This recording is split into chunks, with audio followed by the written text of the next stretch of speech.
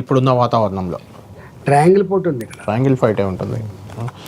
రాజేందర్ గారు, ఇంతకుముందే మీరు గత ఇంటర్వ్యూలో నాతో కవిత పార్టీలో ఉన్నప్పుడు మీరు ఒక మాట అన్నారు, కవితకి కేసీఆర్కి అతకదు, ఆయనతో ఒక్కసారి చెడిందంటే బయటకు పోవాల్సిందని మీరు ఎప్పుడో కవిత పార్టీలో ఉన్నప్పుడు చెప్పిన మాట ఇది. ఇప్పుడు ఆమె బయటకు వెళ్ళిపోయారు, బీసీ నినాదం ఎత్తుకున్నారు, బీసీ పార్టీ అని పెడతామంటున్నారు. ఆమె పార్టీ ప్రభావం ఎలా ఉంటుంది, ఆమె ఎఫెక్ట్ తెలంగాణ రాజకీయాలపై రానున్న ఎన్నికల్లో ఏమన్నా ఉంటుందా? ఆమె గురించి నేను మాట్లాడదలుచుకోలేదు.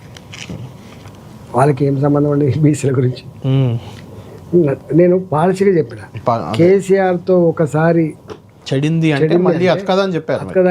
అదే జరిగింది. నరేంద్ర ఉదాంతం ఒకటి, విజయశాంతి ఉదాంతం మీది కూడా, మాది ఒకటి, రేపు ఇప్పుడు కవితది ఒకటి, రేపు ఇంకెవరు పోతారో తెలియదు కానీ అతకదు. తాత్కాలికంగా ఏమైనా అతికినట్టు కనబడ్డా, తాత్కాలిక అవసరాల కోసం కలిసి ప్రయాణం చేసిన, దీర్ఘకాలికంగా మాత్రం ప్రయాణం చేయలేదనేది చారిత్రక సత్యం. అది బీఆర్ఎస్ పార్టీ ఎన్నిసార్లు గెలిచినా వాళ్ళ కుటుంబం ముఖ్యమంత్రులు అయితే తప్ప ఇంకొక కులమైన కానీ ఇంకొక వ్యక్తి కానీ ముఖ్యమంత్రి ఆస్కారం ఉంటుంది. అది మీరు చెప్పండి. ఇప్పుడు చంద్రబాబు నాయుడు గారు ఉన్నారు. చంద్రబాబు నాయుడు గారి పార్టీలో వాళ్ళు అవుతారు, లేకపోతే వాళ్ళ కొడుకు అవుతారు, లేదా మళ్ళీ ఇంకా మనవడైతారు కావచ్చు, కానీ వేరే వాళ్ళు ముఖ్యమంత్రి అయ్యేటువంటి ఆస్కారం ఉందా చెప్పండి?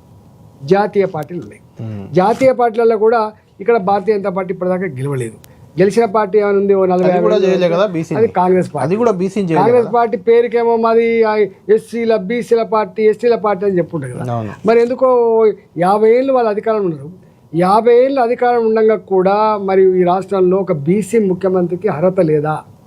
ఒక బీసీ ముఖ్యమంత్రి చేసేటువంటి అది లేదా చెప్పండి? ఇవాళ అధికారం లేనప్పుడు మాట్లాడడం వేరు, అధికారం ఉన్నప్పుడు మాట్లాడడం వేరు. చెప్పే మాటకి చేసే పనికి పొంతన లేదు.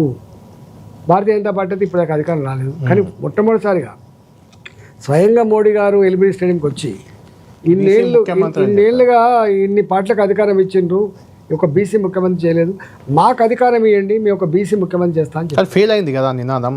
మీకు ఇయ్యలే కదా, మీకు ఓట్లు వేయలే కదా జనాలు. ఒక మాట చెప్పాను, మేము అప్పటికే అంటే డిసిషన్స్ ఎప్పుడు కూడా సక్సెస్ దేని మీద ఆధారపడి, టైమ్లీ డిసిషన్, కరెక్ట్ డిసిషన్, నమ్మకం కూడా రావాలి.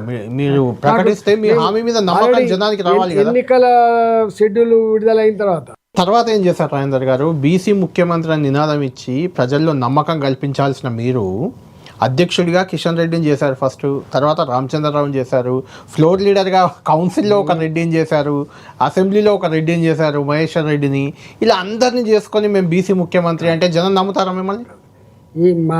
ఇప్పుడు బీసీ ముఖ్యమంత్రి నినాదం కంటే ముందే కిషన్ రెడ్డి గారు అధ్యక్షుడు, తర్వాత రామచంద్రరావు గారు